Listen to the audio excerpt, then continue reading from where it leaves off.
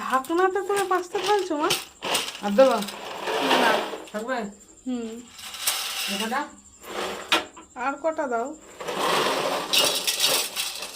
খাওয়া খেয়ে একটু খাতে বলবেন আমাদের। না না, তাও বলবো কেন। আমি তো একদম একটুখানি খাবো। আর পেঁয়াজ দেবো? দাও, আর অল্প একটু দাও। পেঁয়াজ তো আমাদের এমনি পুড়ে যাবে। আমাদের এখন রাতে হচ্ছে পাস্তা, আজকে বানাবে মা। দেখি দেখি পাস্তা সিদ্ধ সিদ্ধ করে দেবো।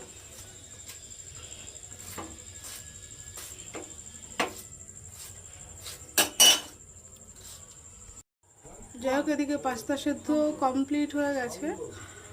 এখন বানাবো একদম সিম্পলইভাবেই হবে, যেহেতু গরমের মধ্যে অত মশলা টশলা দিয়ে না খাওয়াটাই ভালো। যাই হোক, এদিকে ডিমটা ভুজিয়া করে নেওয়া হচ্ছে আগে।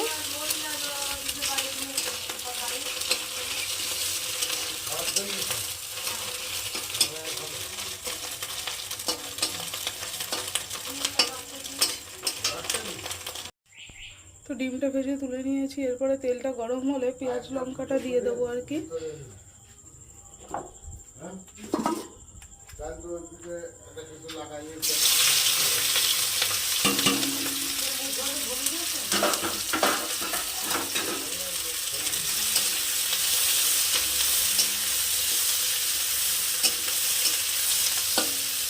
প্রথমেই বলেছি একদম নর্মালিভাবেই হবে, কোনো হিজিবিজি মশলা দেওয়া হবে না।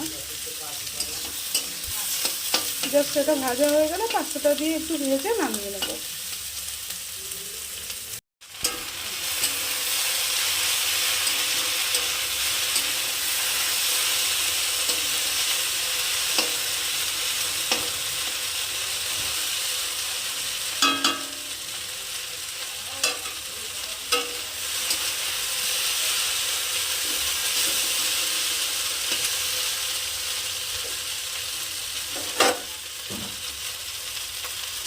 চলো, পাস্তা রেডি। এবার এর মধ্যে দিয়ে নেবো একটু টমেটো সস।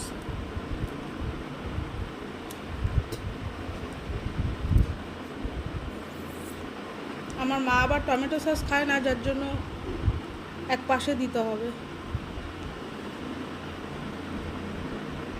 নাহলে আবার মুখেই দেবে না। এটাই কিন্তু রাতের খাবার, এছাড়া কিন্তু আর রাতের কোনো খাবার নেই, এটাকেই থাকতে হবে।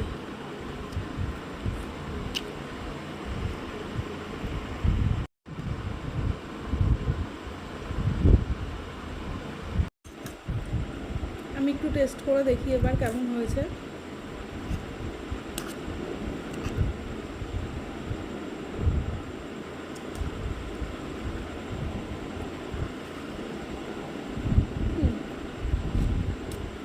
ঠিক আছে, সব ঠিকঠাকই আছে। এবার অবশ্যই মা খেয়ে দেখবে, মাকে জিজ্ঞেস করবো কেমন হয়েছে। মা, তবে আমি কিন্তু পাস্তার থেকে চাউমিনটাই বেশি ভালো খাই, কিন্তু চাউমিন আমার বাবা একদমই খায় না। এবার একটা খাবার করবো অথচ সবাই মিলে খাবো না, সেটা খুব খারাপ দেখায়। ওই জন্য পাস্তাটাই করি যাতে সবাই খেতে পারে। বাবা বাবা, কেমন হয়েছে মা? ভালো আছে। আজকে তেলটা বেশি, নাহলে কিন্তু আমরা তেল কম দিয়েই খাই। তো যাই হোক, ঠিক আছে, এখানে পাস্তা খাওয়া দাওয়া এখন চলবে। তোমাদের সঙ্গে আবার দেখা হবে নেক্সট কোনো মিনি ব্লগে। সবাই ভালো থেকো। আমরা এখন খেয়ে নিই। হ্যাঁ, আমরা এখন খাওয়া দাওয়া করে নিই। তো টাটা।